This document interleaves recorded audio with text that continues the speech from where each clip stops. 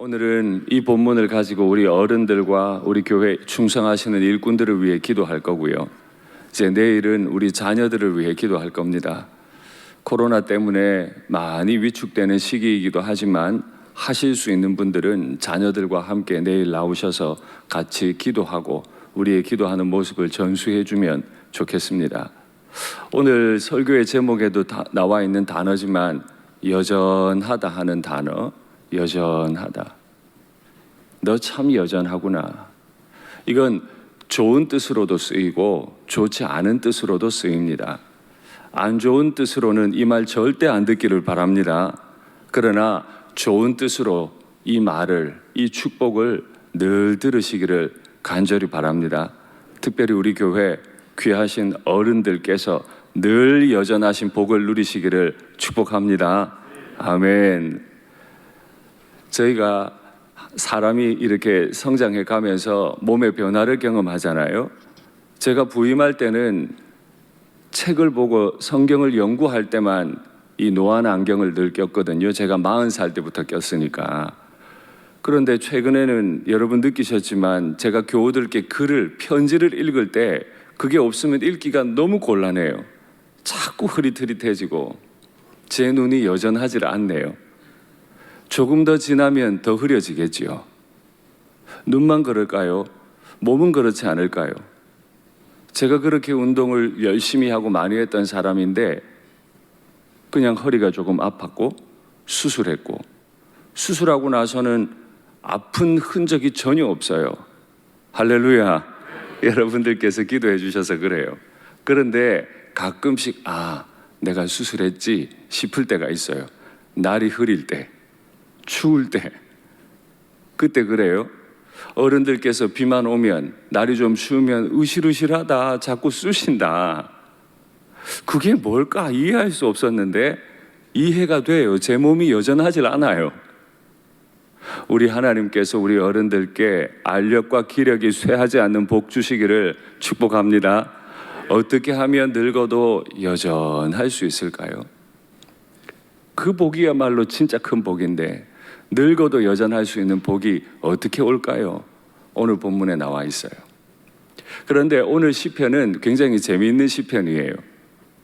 표제에도 붙어 있지만 안식일 찬송시입니다. 안식일 찬송시. 시편에 총 150수의 시가 있습니다. 그 150수의 시 중에 안식일 찬송시는 이 한 편뿐입니다. 그런데 여러분 오늘 성경을 읽으시면서 이상하셨을 텐데 왜 1절, 2절, 3절 따로 안 쓰고 1에서 3절 이렇게 썼을까요? 히브리 문법하고 우리 문법이 조금 달라서 그대로 1절, 2절, 3절을 따라 번역하면 문장이 안 만들어져요. 1절부터 3절까지를 통으로 번역해야 해석이 되기 때문에 그냥 1절에서 3절 이렇게 해놨습니다. 히브리어 성경에는 1절 따로, 2절 따로, 3절 따로예요. 왜요? 시니까 그게 가능해요. 근데 내용적으로는 1절부터 4절까지가 하나로 연결이 되는데 번역을 해둔 걸 한번 보시죠. 그 안식일을 위한 찬양, 저게 제목이자 1절 내용입니다. 그 안식일을 위한 찬양, 좋습니다. 이렇게 시작해요. 좋습니다. 지극히 높으신 당신 여호와의 이름을 찬양하는 것이 매일 아침 당신의 인자하심을 매일 밤 당신의 신실하심을 선포하는 것이 시편금과 비파와 수금이 하모니를 이룬 채로 이게 너무너무 좋다는 거예요. 그렇게 이 하루를 보내니까 당신은 나를 기쁘게 하십니다. 당신의 손이 이루시고 또 이루신 일로 내가 승전을 선포함이 기쁩니다. 안식일에 누리는 감정 첫 번째는 좋습니다. 제가 이제 10계명 강해를 하면서 4계명을 2주에 걸쳐 강해를 하게 될 겁니다.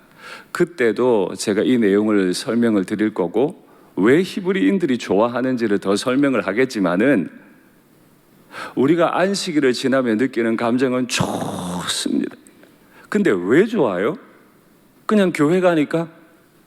아는 사람 만나니까?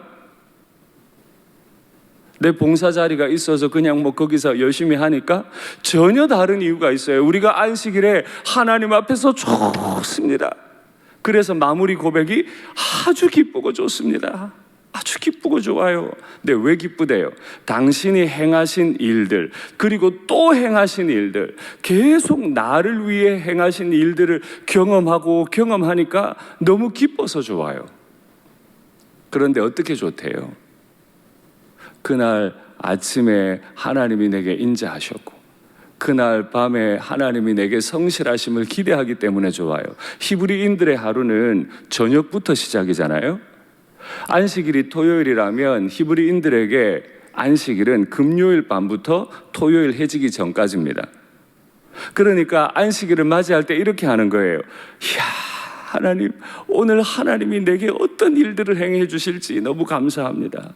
그 성실하심이 기대가 되고, 그 안식일을 마칠 때 하나님이 오늘 날 위해 행하신 일이 인자하신 일입니다. 나 같은 죄인을 살려주시고 내 봉사를 받아주시고, 이게 안식일만이겠습니까? 일주일 그 7일간 하나님은 밤마다 새벽마다 내게 인자하신 분, 내게 성실하신 분, 그 손이 이루신 그 일로 나를 날마다 기쁘게 하는 분이죠. 우리는 안식일에 주님 앞에 나가 예배를 드린다고 표현합니다. 정확한 히브리 표현은 예배를 드리는 게 아니에요. 예배를 하는 거예요. 나는 여기 있고 예배라는 뭉치만 하나님 앞에 덜렁 던져드리는 게 아니고 나 자신이 제물로 가는 거예요. 그래서 예배는 정확히 번역하면 예배하다가 맞아요. 그런데 우리나라에는 높임법이 발달돼 있어서 왠지 예배하다 보다는 예배를 드리다 이렇게 표현하는 게 더 맞기 때문에 그렇게 표현하는 것 뿐입니다. 우리가 주일에 주님 앞에 나와 예배 드리고 기쁘고 감격스러운 건 내가 주님 앞에 뭔가를 드릴 수 있기 때문이 아니에요. 내가 주님 앞에 예배 드리러 가고, 내가 주님께 기도를 드리고, 내가 주님께 헌금을 드리는 날이 아니에요. 이 안식일, 이 주일은 주님께서 날 위해 행하신 일들로 내가 막 좋습니다. 내가 너무 기쁩니다. 이걸 고백하게 해주시는 하나님이 복 주시는 날인 줄 믿습니다. 그 복을 안 받으려고 하니까 자꾸 그 계명을 정해놓고, 야, 안식일에 복 받아야지, 안식일에 복 받아야지. 너 살다가 얼마나 힘든데 그 감정 치유받고 회복해야지. 안식일을 좀 지켜. 이거예요. 하늘에 계신 하나님이 뭐 못 받아가지고 그날 계명 정하고 오라고 한 게 아니고, 이 좋은 복을 놓치고 세상 나가면 세상의 70종류의 우상들이 날 유혹할 거니까 하나님이 날 위해 그 손으로 이루신 일들을 감격하고 경험하고 좋습니다. 하나님 진짜 좋습니다. 이거를 매주 반복하려는 거죠. 하나님께서 우리 모두의 삶에 좋습니다. 참 기쁩니다. 이 고백을 넘치도록 주실 줄 믿습니다. 아멘. 7절부터 9절에 보면 악인들의 모습이 기록이 되어 있어요. 악인은 풀같이 흥황한다 이렇게 표현되어 있습니다. 풀은 진짜 샥 번져나가잖아요. 굉장히 빠른 속도로 번져나가요. 그러니까 흥황해 보여요. 하늘 흔들리는 그 모습을 보면 되게 잘 자라는 것처럼 보여요, 실제로. 그러나 오늘 본문에 보니까 이 악인에 대해 묘사하기를, 악인은 풀같이 흥황하지만은 또 패망할 거예요. 정령 패망할 거예요. 속히 멸망할 거예요. 반드시 흩어지게 돼 있어요. 시편은요, 시라서 그런지 모르겠는데 우리가 말로 산문으로 배우는, 글로 배우는 이 교리를 이미지로 다 바꿔놔요. 풀은 흥황하게 자랍니다. 그러나 해가 강력하게 비춰버리면 말라서 죽어버려요. 굉장히 성장하는 것 같다가 비가 조금만 안 와도 말라서 비틀어져 버려요. 악인이 그와 같다는 거예요. 지금 당장 내 눈을 유혹해요. 하나님이 주실 그 좋은 복에서부터 이 악인들이 막 흥황하는 모습으로 내 눈이 빼앗기게 만들어요. 그래서 제가 어제도 말씀드렸지만 또 그제도 말씀드렸지만 악인들은 죄를 짓는데도 자꾸 복 받는 것 같아. 형통한 것 같아. 죽을 때 고통도 없어요. 고통 없이 죽는 것 같아요. 이렇게 사는 걸 보니까 사람들이 매력적이니까 자꾸 그 악인들 옆으로 몰려들어요. 세를 막 이루어가는 거죠. 악인들의 왕국을 만드는 것 같아요. 제가 말씀드렸죠. 어떻게 된다고요? 속히 멸망한다고요. 반드시 멸망한다고요. 오늘도 시편에서 이야기해요. 믿음의 사람들에게 하나님이 지금 이미지를 주시는 거예요. 너희가 인생을 풀처럼 살면 안 돼. 쉽게 번져나가는 것 같지만 반드시 걔들은 무너진다. 왜 그런지 알아? 8절, 지존자가 영원하기 때문이다. 지극히 높으시고 그 풀들을 지으시고 이 땅을 지으시고 윤리라고 하는 것의 기본이 되시는 우리 지존자 하나님께서 영원히 거하시기 때문에, 악인들이 지존자보다 더 오래 거하지 못하기 때문에 하나님은 반드시 그 악인들을 심판하실 줄 믿습니다. 이것이 좋은 거예요. 그러니 안식일에 우리가 해야 될 건 주님 앞에 뭐 드리겠다 그것도 귀하죠. 주일날 TV 보면 안 돼. 여러분 기억하십니까? 제가 안식일에 관한 이야기는 나중에 다시 많이 하기로 하고, 그런 것 말하고 그런 법을 지키려고 애쓰기 이전에 우리가 먼저 해야 될 거, 하나님의 법을 안 지킨 그 악인들, 하나님을 조롱하고 무시했던 악인들이 어떻게 되는지 내 눈으로 목격하고, 하나님이 이 부족한 인생을 위해 성실하시고 인자하게 행하신 그 일들에 대해 기억하고 좋습니다 고백하는 것, 그것이죠. 오늘 10절에 보니까 반전이 하나 일어나는데, 하나님이 내 뿔을 들소의 뿔같이 높이셨으며 신선한 기름으로 부으셨나이다. 여러분, 지금 우리에게 소 이러면 한우? 젖소? 이야, 이런 생각이 들지만 이 시가 만들어진 3000년 전에 들소라고 하는 이미지는 세상에서 가장 힘세고 세상에서 가장 무서워요. 제가 출애굽기 10계명 2계명 강의할 때도 보여드리겠지만, 몰렉이라고 하는 우상 비롯해서 가나안에 있던 수많은 우상들의 머리에는 뿔이 나 있는데, 어떤 모양의 뿔인지 한번 들소의 뿔을 보시죠.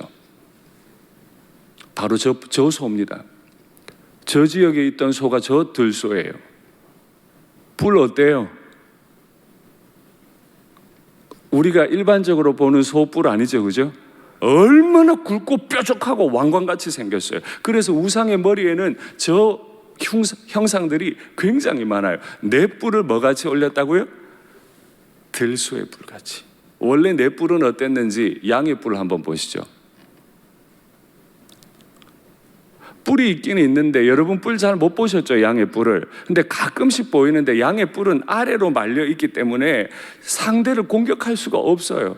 이상해요. 방금 전에 본 들소의 뿔은 하늘로 왕관처럼 뾰족하게 치솟아서 심지어 저 뿔을 가지고 맹수들까지 찔러 죽이는데, 내가 원래 가지고 있던 뿔은 저렇게 안으로 밑으로 돌돌 말려가지고 맹수가 와도 어디 써먹지도 못하는 뿔이에요. 내려주세요. 어떻게 했다고요? 주께서 내 안으로 밑으로 돌돌 말려버린 이 뿔을 끌어올리셔가지고 높이 솟은 이 들소의 뿔같이 만드신다. 할렐루야. 그걸 안식일에 경험하는 거예요. 나는 아무것도 아니에요. 제가 계속 말씀드리죠. 지혜 있다고 생각하지 말라고, 힘 있다고 생각하지 말라고. 우리는 아무것도 아니에요. 주님이 없으면 들의 풀같이 말라버릴 인생이에요. 주님이 내 뿔을, 이 머리에 붙어버렸던 이 뿔을 들소의 뿔같이 확 높여주시고 바짝바짝 말라가는 내 인생에 신선한 기름을 부으셔서 날마다 활력이 넘치게 하시고 새 힘을 주시는 줄 믿습니다. 이렇게 나를 들소의 뿔같이 높여놓으시니까 한 가지 기대가 생겨요. 그게 12절이에요. 의인은 종려나무같이 번성하며 백향목같이 성장하리로다. 우리가 성경의 번역에서 종려나무라고 보통 알려져 있는데, 일반적으로는 그걸 대추야자라고 부릅니다. 작년에 어떤 분께서 제게 대추야자를 성지에 다녀오셨다고 대추야자를 주셔서 그 열매를 먹어봤는데요. 달아도 그렇게 달 수가 없어요. 한 번에 2개를 먹기가 어려울 정도예요. 실제로 몸의 체질에 따라서는 그 대추야자 열매를 하나만 먹어도 현기증이 나서 쓰러질 정도로 당도가 너무너무 높아요. 광야 지칠 때 달콤한 것이 얼마나 힘이 되는지 아시죠? 그러니까 그 지역 사람들에게 이 종려나무, 대추야자나무라고 하는 건 축복 중에 축복인데, 이 양 같은 녀석이 하나님이 안식일에 주시는 들소의 뿔같이 높이시는 그 은혜를 딱 경험하고 나니까 하나님, 의인을 레바논에 종려나무같이 번성하는 거죠. 제가 그렇게 되면 좋겠어요 하고 하나님께 막 기대를 아뢰는 시간이 되는 거예요. 그런데 종려나무, 대추야자가 어떤 나무인지 그림 한번 보시죠. 반응해 주셔서 감사합니다. 여러분들 설교자는 이럴 때 힘이 납니다. 놀래라고 준비했는데 놀래 주셔야 제가 힘이 나지. 저 높이가 30m까지 자랍니다. 나뭇잎이, 우리 주님께서 예루살렘 입성할 때 사람들이 종려나무 가지를 길 위에 던졌잖아요. 그 잎의 길이가 3m 정도 됩니다. 근데 저 열매가 보통 자란 나무에 90kg, 100kg이 달린대요. 들지도 못해요. 저거 내리기도 어려워요. 저거 딱 동글동글한 거 저거 하나만 먹어도 더 2개 먹기가 힘들 정도로 달아요. 근데 저게 얼마나 키가 큰지 한번 더 보시죠. 저게 몇 년 자란 거냐? 10년 자란 거예요. 저기서 30년 더 자란다고 생각해 보세요. 저 나무가 100년을 가거든요. 더 자라고 더 자라서 30m까지 올라가요. 저기서 나오는 열매가 얼마나 풍성하겠습니까? 할렐루야. 내려주세요. 드시고 싶으시죠? 주님께서 성지로 가실 수 있는 복 주시기를 바랍니다. 여러분, 우리가 주님 앞에 서면 누리는 건 내게 전혀 없던 거, 하나님만 주실 수 있는 저 번성함을 기대하게 되는 거죠. 나는 원래 저런 인생이 아니었어요. 좀 더뎌 보여요. 나무 심어놓고 5년을 기다려야 첫 열매가 맺혀요. 얘가 조금 더 자라서 진짜 종려나무구나 하려면 30년이 걸려요. 악인들의 풀이 막 번성해 가는 것보다 나는 너무 더뎌 보이죠. 왜 이렇게 안 풀리나? 나는 왜 이렇게 힘에 들고 어렵나? 이제 10년 지나고, 이제 20년 지나고, 30년 지나면 들지도 못할 만큼, 그 당도 높은 과일이 들지도 못할 만큼 내 나무에 많이 열리게 해주실 줄 믿습니다. 믿음의 부모님이 기르는 자녀들의 가정은 저런 복을 받겠죠. 레바논의 백향목은 여러분 많이 들어보셨습니다. 지금 레바논의 백향목은 얼마 남지 않았어요. 레바논 전체에 1000그루 정도 남아있대요. 그거를 귀하다고 어디에 화분에 잘 심어와서 옮겨오잖아요. 며칠 만에 죽어요. 레바논의 백향목은 레바논을 떠나면 죽습니다. 아주 높은 고산에 강한 바람과 추위 가운데 이 나무는 자라요. 근데 이 나무의 높이가 40m. 지름이 둘레가 아니고요. 둘레가 아니고 그 나무의 지름이 3m예요. 이건 안 놀라시네요. 제 키에 1m 20을 더해야 그 나무의 그 둥치에 지름이 돼요. 얼마나 크겠어요, 그죠? 지금 3000년 된 백향목이 아직도 살아있대요. 오늘 시인이 하나님 앞에 있는 인생을 비유하기를 늙어도 빛이 청청하며 진액이 마르지 않고 그 열매가 여전히 많아서 결실하며, 이 두 나무를 보고 비교하는 거예요.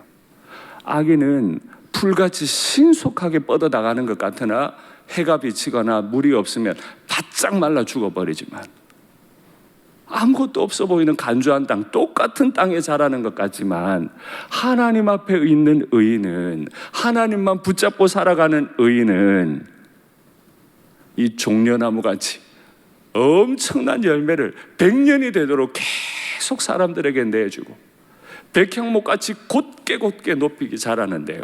백향목 사진도 한번 보시죠. 저 나무는 소나무과예요. 그래서 우리나라 소나무 좀 비슷하게 생겼죠. 저 나무가 이제 내려주세요. 저 강력한 나무에 이렇게 뭔가 진액이 있고 상처가 나잖아요. 숲이라고 하죠. 나무의 가죽에 상처가 딱 나면 진액이 흘러요. 이 진액이 향기가 그렇게 좋대요. 그런데 이 진액 안에는 이 방충 효과도 있고 방부 효과도 있어서 사람들이 저걸 약재로 많이 썼고, 고대 로마 시대 때 사람들은 책이 자꾸 이 식물 재료로 많이 썼잖아요. 기술이 발달 안 되니까 자꾸 책에 좀이 먹고 책이 상하니까 저 레바논 백향목의 진액을 받아가지고 책에 발라요. 그러면 벌레가 먹지도 않아요. 그리고 저 두 나무는 다 상록수입니다. 오늘 본문 14절에 뭐라 그랬다고요? 열매가 번성해. 그래서 늘 늙어도 결실하고 진액이 마르지 않고 빛이 청청하고. 우리 어른들께서 지금까지도 그러셨지만 앞으로도 이 복 받으시기를 바랍니다. 그래서 제가 어른들께 가면 이 본문으로 축복을 잘 합니다. 이제 이미지를 눈에 탁 넣어 놓으세요. 나이가 들고 몸이 자꾸 약해지면, 제가 이런 말 할 아직 그런 인생의 경륜은 없지만, 자꾸 내가 결실을 못 맺는 것 같고 예전 같지 않고, 자식들에게 막 90kg, 100kg의 저 대추의 아자를 마음껏 내주던 때가 있었는데 자꾸 뭔가 이상한 것 같고 안 되는 것 같고, 내 몸에서 진액이 나와 자식들의 인생에 복이 되어야 되는데 자꾸 내가 말라가 버리는 것 같고, 계절에 따라 내 빛깔이 자꾸 바뀌는 것 같고, 그때 기억하세요. 의인은 종려나무같이 번성하며 레바논의 백향목같이 성장하리로다. 할렐루야. 어떻게 이렇게 돼요? 연세 든다고 다 이렇게 되는 게 아니에요. 이는 여호와의 뜰에 심겼으며, 여호와의 뜰에 하나님의 집에서 번성하리로다. 할렐루야. 우리 어른들 예전에도 그러셨고, 일제강점기 때도 우리 교회는 귀하게 민족의 기둥으로 쓰임받았고, 6.25 전쟁통에도 예배 문을 닫지 않고 교회를 지켰고, 정말 먹고 살기 어려웠던 보릿고개 시절에도 그렇게 예배드리며 하나님에 대한 신앙을 지켜오셨으니 앞으로도 여호와의 뜰 하나님의 집에만 머무시고 번성하시는 복을 누리시기를 간절히 바랍니다. 왜 이렇게 우리가 그 복을 받아야 하죠? 이건 달라 한다고 받을 수 있는 복이 아닌데, 내 인생을 통해서 안식일을 지나며 깨닫는 거예요. 내 인생을 통해서 여호와의 정직하심과 여호와가 나의 바위 되심과 그에게는 불의가 없음이 선포되리로다. 목표가 있어요. 내가 복받아야 될 이유가 있어요. 여호와는 정직한 분이셔서 의인들을 반드시 저렇게 번성하게 하시고 곧게 자라게 하시는 하나님이심을 내 삶이 감사로, 간증으로, 좋습니다, 진짜 좋습니다, 예수 믿으면 이렇게 좋습니다, 평생 고백하게 하시고. 여호와는 불의를 모르시는 분이에요. 악인이 형통해 보이는 세상 가운데서도 반드시 여호와는 불의를 징계하시고 의인을 높이시는 것을 내 전 삶을 통해 증거하기 위해서라도 우리 하나님께서 우리 어른들의 인생에 복 주시고, 우리 교회에서 자라는 다음 세대가 그 인생의 마지막 날까지 레바논의 백향목, 종려나무같이 그렇게 쓰임받게 되기를 간절히 바랍니다. 말씀을 맺겠습니다. 눈 잠깐만 돌리면 우리를 넘어뜨릴 그 속도 빠른 흥왕함, 가나안의 70 우상들이 그 뿔을 높이 세우고 억압을 하는 그런 세상이 우리에게 있을 겁니다. 그때 우리의 중심이 넘어지지 않으려면 하나님의 뜰에, 여호와의 집에 뿌리를 자꾸 내리세요. 시간이 갈수록 내가 자꾸 말라가는 것 같고 진액이 점점 빠져가는 것 같은 그때도 전혀 그렇지 않아요. 100년 동안 열매를 그렇게 풍성하게 맺고 1000년, 2000년, 3000년 동안도 진액이 마르지 않은 그 백향목같이 하나님이 우리를 써주실 줄 믿습니다.